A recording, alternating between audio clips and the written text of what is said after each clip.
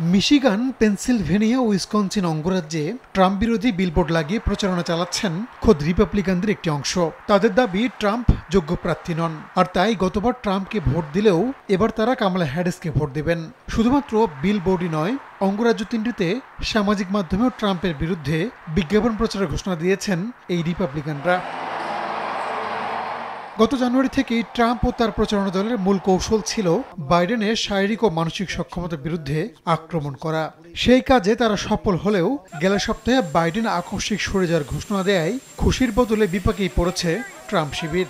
ডেমোক্রেটদের সম্ভাব্য প্রার্থী হিসেবে নাম আসছে ভাইস প্রেসিডেন্ট কামালা হ্যারিসের।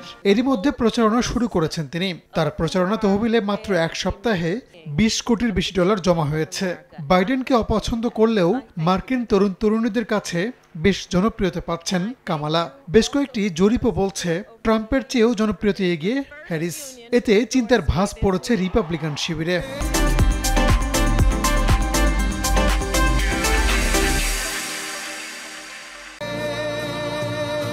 আর তাই তো কামালার বিরুদ্ধে প্রচারণার মাঠে বেশ ভালোভাবেই নামছে ট্রাম্প শিবির।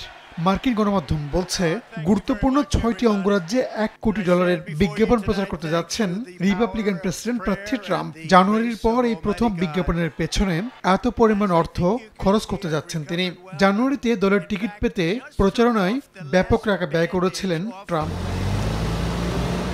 এদিকে ইরানের বিরুদ্ধে আগামী নভেম্বরের নির্বাচনে প্রভাব বিস্তারের অভিযোগ তুলেছে মার্কিন গোয়েন্দারা।